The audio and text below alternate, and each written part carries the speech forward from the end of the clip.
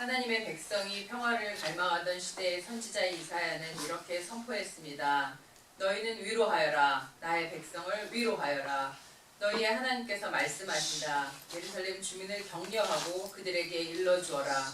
이제 복역 기간이 끝나고 죄에 대한 형벌도 다 받고 지은 죄에 비하여 갑절의 벌을 주님에게서 받았다고 외쳐라. 오늘 모인 우리도 주님의 위로와 평화를 기다립니다. 말씀이 육신이 되어 오시는 주님, 우리에게 참 위로와 평화의 말씀으로 오셔서 평화를 모르는 이 세상을 평화의 빛으로 채워주십시오. 이제 평화의 왕으로 오시는 예수 그리스도를 기다리며 이 초에 불을 붙이니다. 세상이 줄 수 없는 참 평화로 세상을 비출 때 어둠이 물러가듯 우리도 이 세상의 폭력과 전쟁을 반대하고 반목과 갈등을 화합하는 평화의 사도들이 되게 하여 주옵소서. 아멘. 그런즉 너희는 먼저 그의 나라와 그의 일을 구하라. 그리하면 이 모든 것을 너희에게 더하시리라. 하나님 아버지, 지난 1년 동안도 저희를 지켜주시고 늘 붙들어 주셨음을 고백하며 감사를 올립니다. 우리를 위해, 우리의 더러운 죄를 위해 죽기까지 순종하신 그 놀라운 사랑으로 저희는 오늘도 하나님의 영광을 위한 예배에 참석하기 위해 이 자리에 모였습니다. 지난 1년을 돌아보면 어려울 때도 슬퍼할 때도 즐거울 때도 기쁠 때도 늘 주님이 저희와 함께 계셨음을 인해 감사드립니다. 하나님은 변함이 없이 저희와 함께 계셨으나 저희는 그러지 못했음을 고백하고 용서를 구합니다. 주의 자녀답게 살지 못했고 다른 이에게 본을 보이지 못했고 용서하지 못했고 늘 부족했음을 주님 용서하여 주시옵소서. 이제 대강절 주님을 기다리며 다시 한번 마음을 단정히 하며 무엇이 주님 것이고 무엇이 세상 일인지, 무엇이 주님을 기쁘시게 하는 것이고 무엇이 주님의 마음을 슬프게 하는지 우리의 마음을 잘 들여다보게 하시고 주님의 영광을 위한 일에 기쁘고 즐겁게 참여하게 하시고 우리의 기쁨의 헌신이 이 전쟁과 미움과 반목과 이기적인 이 세상에 하나의 빛과 소금으로 사용되게 하여 주시옵소서. 아버지, 교회를 위해서 기도합니다. 작은 교회지만 성도 모두가 한 마음으로 주님 앞에 나가게 하시고 늘 기쁨으로 충만한 교회 되기를 기도합니다. 그리고 한 사람 한 사람 잘 뿌리 내려서 주님이 쓰실 만한 일꾼들에게 부족함이 없게 하여 주시고 그들의 삶의 터전에서 주님의 자녀의 모습을 빛으로 소금으로 드러내게 하여 주시옵소서. 아버지, 우리 장년들 건강을 지켜주시고 기도하고 묵상하는 그들의 삶을 더 풍성하게 아버지 채워주시고 청년들 삶의 자리에서 수고하고 노력하는 그 모든 것들이 기쁨의 열매로 거둘 수 있게 주님들 지혜와 총명으로 그리고 건강으로 지켜주시옵소서. 전 세계로 복음 들고 흩어진 주님의 사람들을 기억하셔서 울며 씨 뿌리는 그들의 수고를 기억하시고 기쁨으로 단을 엮어 주님 앞에 드릴 수 있는 선교사님들 되게 하시고 브라질의 빈민 아이들을 위해서 수고하시는 서석영 전도사님 그 건강과 사역에 기름 부어주시고 인도에서 수고하시는 원종필 남궁맹선 선교사님에게 지치지 않는 새 힘을 채워주시고 미얀마를 위해 수고하고 돌아온 안식년을 갖고 계시는 2-3년 김현정 선교사님에게 주님 안에 온전한 쉼을 허락하셔서 새 힘을 채울 수 있게 하여 주시옵소서.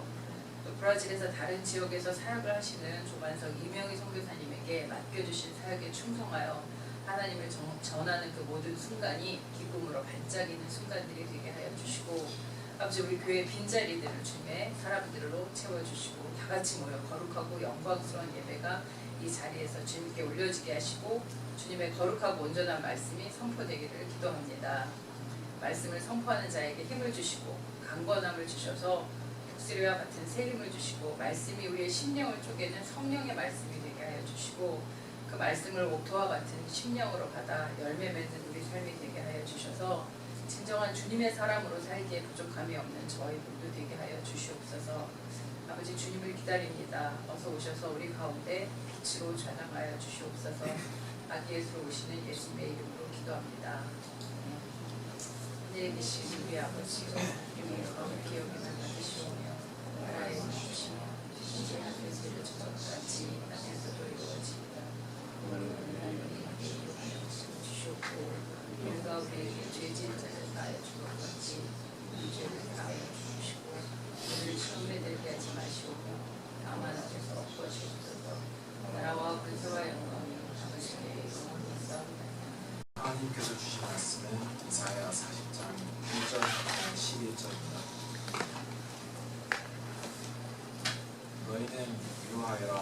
나의 백성을 위로하여라. 너희의 하나님께서 말씀하신다. 예루살렘 주민은 격려하고 그들에게 일러 주어라. 이제 복역 기간이 끝나고 죄에 대한 형벌도 다 받고 지은 죄에 비하여 각절의 벌을 주님에게서 받았다고 외쳐라. 한 소리가 외친다. 광야에 주님께서 오실 길을 닦아라. 사막에 우리의 하나님께서 오실 길을 곱게 내어라. 모든 계곡은 메우고 산과 언덕은 깎아내리고 거친 길은 평탄하게 하고 험한 곳은 평지로 만들어라. 주님의 영광이 나타날 것이니 모든 사람이 그것을 함께 볼 것이다. 이것은 주님께서 친히 약속하신 것이다. 한 소리가 외친다. 너는 외쳐라. 그래서 내가 무엇이라고 외쳐야 합니까? 하고 물었다. 모든 육체는 풀이요 그의 모든 아름다움 들의 꽃과 같을 뿐이다. 주님께서 그 위에 입김을 부으시면 풀은 마르고 꽃은 시든다. 그렇다. 이 백성은 풀에 지나지 않는다. 풀은 마르고 꽃은 시드나 우리 하나님의 말씀은 영원히 서 있다. 좋은 소식을 전하는 시온아, 어서 높은 산으로 올라가거라. 아름다운 소식을 전하는 예루살렘아, 너의 목소리를 힘껏 높여라. 두려워하지 말고 소리를 높여라. 유다의 성읍들에게 여기에 너희의 하나님이 계신다 하고 말하여라. 만군의 주 하나님께서 오신다. 그가 권세를 잡고 친히 다스릴 것이다. 보아라, 그가 백성에게 주실 상급을 가지고 오신다. 백성에게 주실 보상을 가지고 오신다. 그는 목자와 같이 그의 양떼를 먹이시며 어린 양들을 팔로 모으시고 품에 안으시며 젖을 먹이는 어미 양들을 조심스럽게 이끄신다. 이는 하나님의 말씀입니다. 하나님 감사합니다. 대림절 둘째 주일을 맞이하여 우리 주님이 주시는 위로와 평화가 우리 모두의 삶에 함께 하시기를 기원합니다. 네. 대림절기와 성탄절기에 자주 연주되는 핸델의 오라토리오 메시아라고 하는 것이 있습니다. 핸델이 살아있을 때에는 그 핸델의 오라토리오가 사순절 기간에 주로 연주가 됐다 그래요. 왜냐하면은 그 예수 그리스도의 순환 탄생도 나와 있지만은 순환과 그 죽으신 부활 그 뒤에 받으신 영광 모든 게 다 그 한 곡에 들어있기 때문에 그게 보통 사순절에 연주가 되었는데 그가 세상을 떠난 후에 이것이 이제 조금 연주하는 시간대가 바뀌어서 대림절 기간에도 많이 연주가 되기 시작했다라고 이야기합니다. 특히 요즘에 TV에서는 또 유튜브 같은 매체에서는 핸델의 메시아에 대한 조회수가 많이 올라가고 있는 것을 볼 수가 있고 또 그것을 연주한 동영상도 많이 있는 것을 볼 수 있습니다. 여러분들도 사실 연주 시간이 한 2시간 15분 조금 넘는 그런 시간인데요. 한번 들어보시고 그 가사를 잘 또 음미해 보시길 바랍니다. 그 메시아의 첫째 테너 서창이 바로 이 오늘 말씀인 이사야 40장 1절 위로하여라 내 백성을 위로하여라 라고 하는 그 찬양으로 시작합니다. 오늘 본문도 너희는 위로하여라 나의 백성을 위로하여라 라고 하는 주님의 말씀으로 시작이 됩니다. 이 말씀이 선포되던 바로 이 시기는 이스라엘 백성들이 바빌로니아에 의해서 패하고 이제 포로 생활로 살고 있던 그 시간이 한 50-60년 정도 지났던 그런 시기입니다. 우리가 역사적으로 알기에 바빌론 포로 생활을 보통 70년이라고 이야기할 때 한 50년 정도 지났으니까 아직 한 20년 정도는 남아있는 그런 시간입니다. 이 위로하여라 라고 하는 주님의 이 이사야 선지자를 통한 이 선포는 사실 이스라엘의 그 사람들에게 포로 생활하고 있던 사람들에게 또 예루살렘에 남아있던 패망한 나라의 사람들에게 한 줄기 빛과 같은 그런 귀한 위로의 말씀으로 들려오기 시작했을 것입니다. 더군다나 그 뒤에는 이렇게 이어지죠. 이제 복역 기간도 끝나고 너희 죄에 대한 형벌도 다 받고 지은 죄에 대한 갑절의 형벌을 다 받았기 때문에 이제 해방의 날이 다가온다라고 하는 그 그 말을 들으면서 아마 이스라엘 백성들의 마음에는 이제 정말 우리가 해방이 되는구나라고 하는 그 소망의 불씨가 비춰주었을 것입니다. 정말로 해방의 날이 다가온다면, 정말로 해방의 날이 다가온다면 이스라엘과 예루살렘은 굉장히 큰 기쁨으로 넘칠 것입니다. 그런데 선지자는 지금 이들에게 위로하여라 라고 하시는 하나님의 말씀을 선포하면서 이들이 가야 할 그곳이 광야, 사막이라고 이야기합니다. 꼭 너희는 광야와 사막으로 가야 한다라는 말은 없지만, 그렇지만 광야에 가서 주님이 오실 길을 닦아라, 사막에 가서 우리 하나님께서 오실 큰 길을 곧게 내어라라는 그런 이야기를 합니다. 산들을 깎고 모든 계곡을 메워서 거친 길이 평탄하게, 그리고 굽은 길은 곧게 그렇게 내어라라고 하는 이야기를 합니다. 아니, 해방이 되고 주님이 오신다고 하면은 예루살렘 성전에 모여서 예루살렘 성전을 복원하고 재건하고 예배를 다시 세우고 예배로 나아가야 됨에도 불구하고 왜 선지자는 지금 이스라엘 백성에게 광야에 가서 큰 길을 내라, 사막에 길을 닦아라라고 이야기하고 있는 것일까요?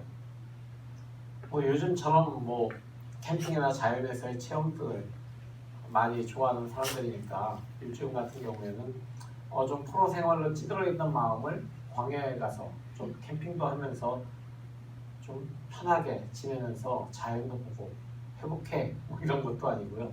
가서 하라는 것이 길을 내라, 산을 깎고 계곡을 메워라, 이런 이야기입니다. 요즘처럼 포크레인, 불도저나 이런 것들이 있는 시대도 아니고 가면 삽과 괭이, 맨손으로 그 일을 다 해야 되거든요. 그러니까 그런 큰 일들을 어떻게 하라고 광야로 보내는가라고 하는 그런 의문이 들 수 있습니다. 왜 하나님은 하필이면 이런 험한 데로, 광야로, 사막으로 오신다고 하는 것일까요? 그렇게 되면 그냥 이렇게 힘든 일에 가서 하느니 그냥 지금처럼 있는 게 훨씬 더 몸이 편할 것 같은데요, 이렇게 생각하는 사람들도 있을 것 같습니다. 그런데 광야, 사막이라고 하면서 거기로 하나님이 오신다라고 하는 이 이야기가 무언가 조금 여러분들은 익숙하지 않으십니까? 광야에서 만나는 하나님, 사막에서 만나는 하나님, 사막으로 광야로 오시는 하나님, 이 이야기는 이사야보다 훨씬 수백 년 전에 출애굽하던 히브리인들의 이야기에서 우리가 한번 되새겨 볼 수 있을 것 같습니다. 무언가 좀 연결이 이제 시작이 되죠. 이집트에서 오랫동안 포로 아닌 포로, 노예 아닌 노예 생활하던 이스라엘 백성들은 이집트를 나오게 됩니다. 하나님께서 그 백성의 울음을 들으시고 그들의 신음을 들으시고 그들을 기억하시고 모세라고 하는 지도자를 통해서 그들을 광야로 이끌어내십니다. 그 이후에 하나님께서는 그 광야에서 말씀하시죠. 이제 너희는 내 백성이 되고 나는 너희의 하나님이 될 것이다. 그리고 이스라엘 백성은 거기에서 성막을 세우면서 하나님과 동행하는 삶을 살아가기 시작합니다. 그러니까 지금 바벨로니아에 포로로 잡혀있는 사람들 역시 바벨론에서 전혀 하나님을 섬기지 못하고 있는 그런 이방 신에게만 둘러싸여 있고 이방 문화에 둘러싸여 있던 그 삶에서 나와서 광야에 가서 다시 하나님을 만나야 되는, 그곳에 오신 하나님을 만나는 그 일이 지금 이사야의 선포를 통해서 선포되고 있는 것입니다. 그러니까 바빌로니아에서 나오는 광야로 가는 그 길은 마치 제2의 출애굽과도 같은 그런 길인 것입니다. 이스라엘 민족이 이집트를 나오고 광야를 거쳐서 그리고 가나안 땅에 들어가서 사사시대와 왕정시대를 거치면서 그들은 하나님의 뜻에서 점점 어긋나는 삶을 살아갔습니다.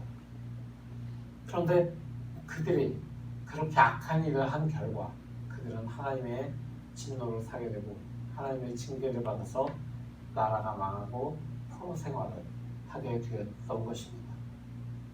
하나님을 멀리한 죄로 그들이 벌을 받고 있던 것입니다. 그런데 그들에게 하나님께서 이제 너희의 죄에 대한 벌이 끝났다. 너희들이 죄를 다 용서받을 그 충분한 징계를 받았으니 이제 광야로 나와서 나를 만날 준비를 하라 라고 지금 하나님께서는 말씀하고 계신 것입니다. 그러면 왜 광야와 사막이라고 하는 장소일지 우리가 조금 전에 보았지만 출애굽에서도 이야기했지만 왜 다시 광야와 사막일까요? 첫째로 광야와 사막은 낯선 곳입니다. 지금 그들이 살고 있던 바벨론 땅 또는 그들이 패망한 나라의 도성이었던 예루살렘에 살고 있던 것과는 전혀 다른 곳입니다. 전혀 낯설고 거친 곳, 바로 그곳에서 하나님께서는 그들을 만나기를 원하십니다. 왜냐하면 광야는 사막은 자신의 무력함과 싸워야 되는 곳이기 때문입니다. 광야로 나갔을 때, 사막으로 갔을 때 우리는 아무것도 우리 자신의 능력으로 할 수 있는 것이 없습니다. 철저하게 하나님의 공급하심에 하나님의 손길에 의지해야 되는 것입니다. 이스라엘 백성이 히브리인들이 이집트를 나왔을 때 그들은 철저하게 하나님의 손에 의지하는 삶을 살았습니다. 그렇기 때문에 지금 바빌로니아를 나오는 이 포로 생활을 끝내는 사람들에게도 하나님께서는 광야와 사막으로 나와라. 거기에서 나를 철저하게 의지하는 너희 자신의 힘이 아니라 나를 철저히 의지하는 삶을 살아야 한다라고 지금 말씀하고 계신 것입니다. 그렇기 때문에 그들은 광야에서 하나님이 오실 길을 닫고 하나님이 오신 것을 기다려야 하는 것입니다. 하나님의 나타나심에 하나님의 오심에 그들의 생명이 달려있기 때문입니다. 두 번째로 광야와 사막은 우리 자신의 부족함을 깨닫고 하나님께 엎드리는 것입니다. 세례자 요한이 광야에서 회개와 세례를 선포할 때 사람들은 그에게 나왔습니다. 그래서 우리가 어찌할꼬? 라고 이야기하면서 세례 요한에게서 나오는 하나님의 말씀들을 그들이 듣고 순종하기 시작했습니다. 그들이 그렇게 광야에서 하나님께 나와서 회개하고 세례를 받고 또 세례 요한이 지시한 대로 가진 것을 나누고 착취하지 말고 서로가 서로를 구제해주는 이런 삶을 살라고 하는 그 명령을 받아들였을 때 그때 그들의 삶이 변화되기 시작된 것입니다. 광야와 사막의 척박한 환경은 사람들에게 그들의 마음속에 실제로 무엇이 있는지 정확하게 보게 해줍니다. 그리고 그 모습을 회개와 슬픔 그리고 그 슬픔을 넘어선 소망으로 나타나게 해줍니다. 사실 21세기를 살아가는 우리에게도 죄, 회개 이런 용어들은 사실 듣기에 좋은 그런 용어들은 아닙니다. 교회에서 하나님의 능력으로 성령의 능력으로 채우시고 복을 주시고 이런 이야기들은 굉장히 듣기 좋아하지만 사실 죄, 회개라고 하는 용어들은 우리가 듣기에 거북할 수도 있는 그런 단어들입니다. 하지만 이사야가 선포하는 것처럼 위로의 하나님, 우리에게 오시는 하나님은 창조의 하나님이시고 위로의 하나님이시기도 하지만 심판하시는 하나님이시기도 합니다. 그렇기 때문에 우리는 하나님, 심판하시는 하나님 그리고 용서하시는 하나님이기도 하지만 죄를 깨닫게 하시는 하나님이시기도 한 것을 우리는 기억해야 되는 것입니다. 하나님은 죄가 우리의 영혼을, 우리의 삶을 얼마나 깊게 파고들고 왜곡하고 손상하는지 잘 알고 계시기 때문에 우리가 우리의 죄에서 떠나서 우리의 자신의 모든 것을 내려놓고 하나님만을 찾아야 하는 곳으로 나오기를 지금 이야기하고 계시는 것입니다. 그렇게 하나님만을 바라는 곳으로 하나님만을 찾고 의지하는 곳으로 나올 때 그때 하나님께서 우리를 온전하게 하실 것입니다. 마지막으로 광야는 우리가 주변을 온전하게 볼 수 있는 곳입니다. 광야는 모든 시야가 트여 있는 곳입니다. 그런데 하나님께서는 이사야 선지자를 통해서 산을 깎고 골짜기를 메워서 평탄하게 만들어라라고 말씀하십니다. 보다 더 넓은 시야, 보다 더 멀리 볼 수 있는 시야를 가져야 된다라고 하는 것입니다. 그렇게 평평한 곳에서 우리는 누가 높고 누가 낮은 곳에 서 있는 것이 아니라 모두가 다 동일한 평탄한 곳에 서 있는 곳에서 평등한 곳에서 오시는 하나님을 바라볼 수 있어야 되는 것입니다. 그렇습니다. 하나님은 산 꼭대기에 있는 사람에게 먼저 오시지 않습니다. 계곡에 있는 사람에게 나중에 오시는 것이 아니죠. 평탄한 땅을 만들었을 때 그때 거기에 하나님께서 동일하게 임재하십니다. 산 위에 있는 사람들은 오만함을 가지고 있을 수 있고 계곡에 있는 사람들에게는 황폐함이 있을 수 있습니다.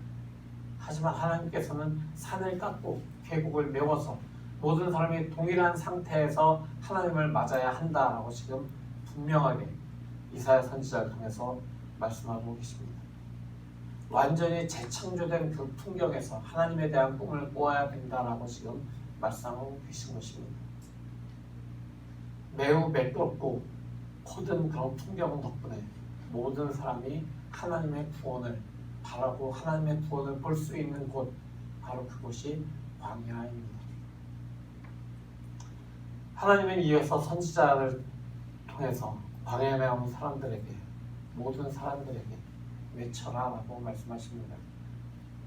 산이 깎이고 골짜기가 메워지고 평탄하게 된 길 위에 선 사람들은 이제 선지자의 외침을 듣게 됩니다. 모든 육체는 풀이요 그의 모든 아름다움은 들의 꽃과 같을 뿐이다. 주님께서 그 위에 입김을 부시면 풀은 마르고 꽃은 시든다. 그렇다. 이 백성은 풀에 지나지 않는다. 풀은 마르고 꽃은 시드나 우리 하나님의 말씀은 영원히 서 있다. 이 말씀은 앞부분에서 포로에서 해방된 모든 사람들이 하나님 앞에서 동일한 존재다라고 하는 것을 선포하는 것입니다. 이제는 높은 곳에 서지도 낮은 곳에 서지도 않고 모두 다 똑같은 곳에 서 있고 그리고 그 모든 사람들에게 하나님은 동일하시다라고 하는 것을 이야기하고 있는 것입니다. 근데 이 말씀에서 포인트는 뒤에 하나 더 있죠. 푸른 마르고 꽃은 시드나 우리 하나님의 말씀은 영원히 서 있다라고 하는 그 이야기입니다. 푸른 마르고 꽃은 시듭니다. 똑같은 평야에 서 있는 사람들이라고 할지라도 풀이 있고 꽃이 있을 수 있습니다. 하지만 화구시비롱이라고 하는 그런 부사성어가 있죠. 아무리 아름다운 꽃도 열흘 이상은 가지 않는다라는 그런 이야기입니다. 풀도 꽃도 시들지만 영원한 것은 우리 하나님의 말씀은 영원히 서 있다라고 하는 것을 지금 백성들에게 하나님의 사람들에게 말씀하고 계십니다. 이것은 포로에서 해방되어서 광야에 선 사람들에게 주는 평등의 메시지, 소망의 메시지, 평화의 메시지입니다. 그 다음에서 선지자는 바로 그 소식을 전하기 위해서 산으로 올라가고 모든 사람들에게 외쳐라라고 이야기합니다. 그러면서 그들에게 하나님을 보라라고 이야기합니다. 영원하신 말씀, 영원하신 하나님의 말씀을 가지고 오시는 바로 그 주님을 바라보아야 된다라고 이야기하고 있습니다. 그러면서 하나님께서 오셔서 하실 일에 대해서 이렇게 이야기합니다. 그는 목자와 같이 그의 양떼를 먹이시며 어린 양들을 팔로 모으시고 품에 안으시며 젖을 먹이는 어미 양들을 조심스럽게 이끄신다. 성도 여러분, 현재 우리의 삶은 어떻게 보면 바빌로니아에서 포로 생활을 하던 이스라엘 백성들과 별반 다르지 않은 것 같습니다. 세상의 원리가 우리를 지배하고 세상 경제의 원리가, 돈의 원리가 우리를 지배하기 시작합니다. 조금 더 높은 곳에 올라서는 것, 조금 더 안정된 삶을 살아가고 좋은 학교에 가고 좋은 삶을 살아가는 것, 이런 것들이 목표가 되어버린 지 오래입니다. 그러나 제가 요즘에 자주 듣는 것이 대학을 가고 난 다음에 아이들이 길을 잃었어요 라고 하는 것입니다. 좋은 학교에 가고 난 다음에 아이들이 길을 잃고 그 다음에 내가 무엇을 해야 될지 어떻게 살아야 될지 방황하고 있다라고 하는 것입니다. 그들이 높은 곳에 올라 사는 것을 목표로 했기 때문에 그들은 더 높은 곳에 계신 하나님을 알지 못했기 때문에 그들은 길을 잃어버리고 만 것입니다.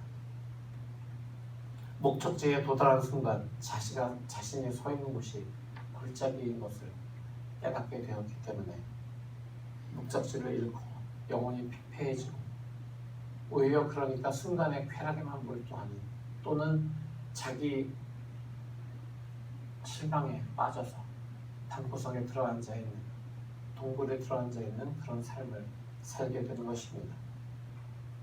그 어느 곳에서도 위로와 인간 자체의 그 실존의 의미를 찾을 수 없습니다. 바로 그때 그런 사람들을 향해서 주님께서 외칩니다. 위로하여라, 내 백성을 위로하여라.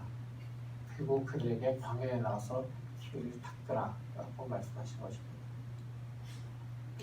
우리가 광야로 나가서 들어야 될 소식은 모든 육체가 풀이고 아름다움은 들의 꽃이다 라고 하는 것입니다. 그래서 우리가 붙들어야 할 것은 그럼 무엇인가? 아름다운 꽃도 아니고 산에 올라서는 것도 아니고 영원하신 하나님의 말씀을 붙들어야 한다라고 하는 것입니다. 바로 그 영원하신 말씀이 육신으로 오시는 것을 기다리는 것, 바로 그것이 우리가 이 대림절에 해야 할 일입니다.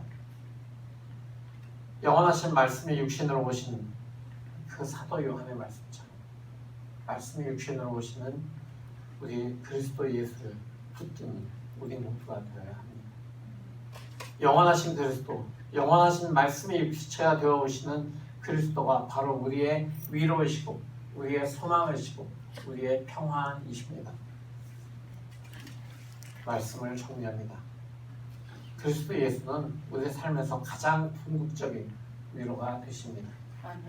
그 예수께서 우리가 견뎌야 할 노역의 때를 대신 감당하시고 우리가 받아야 할 징벌을 대신 받으시고 그로 인해서 우리의 죄가 용서되었기 때문입니다.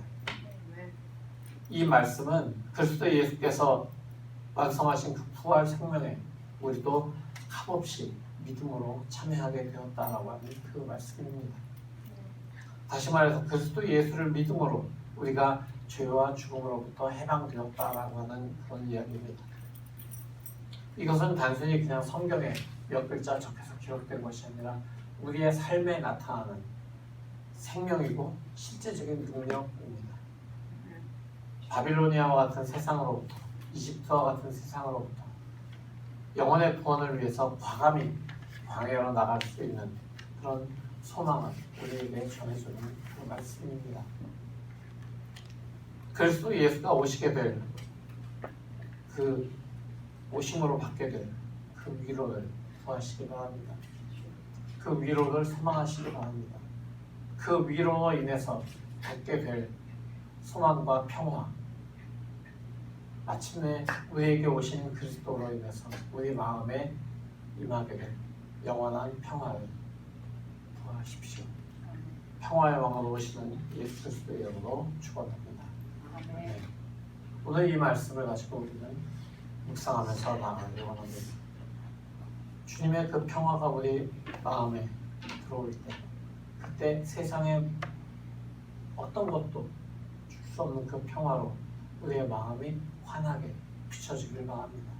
세상이 주는 모든 두려움이 주님이 주시는 평화와 소망으로 위로로 다 쫓겨나가고 우리 마음속에 온전히 하나님의 말씀으로 오신 그 예수 그리스도의 빛이 평화의 빛이 환하게 비춰지길 원합니다. 이렇게 묵상하면서 기도하겠습니다. 다 같이 기도하겠습니다. 평화의 왕으로 오시는 예수님, 주님의 그 귀한 평화의 말씀을 우리에게 심어주시옵소서. 세상의 모든 영원하지 않은 것들을 내려놓고 영원하신 하나님의 말씀만을 붙잡을 수 있도록 주님 우리 안에서 역사하시고 우리를 이끌어 주시옵소서. 날마다 모든 순간마다 주님께서 우리를 이끌어 주시는 그 성령의 인도하심을 믿으면서 주님의 말씀의 반석 위에 굳게 서 있는 우리가 되기를 원합니다. 날마다 말씀을 읽고 그 말씀을 묵상하고 그 말씀을 우리 삶에 적용하는 그런 삶을 통해서 우리가 우리의 모든 죄를 깨닫고 다시 한번 주님만을 의지하면서 나가는, 우리 자신을 의지하는 게 아니라 주님만을 의지하면서 나가는 그런 주님의 성도들, 제자들 될 수 있도록 주님 역사하여 주시옵소서. 대림절 둘째 주일을 맞이하면서 주님의 평안을 다시 한번 구합니다.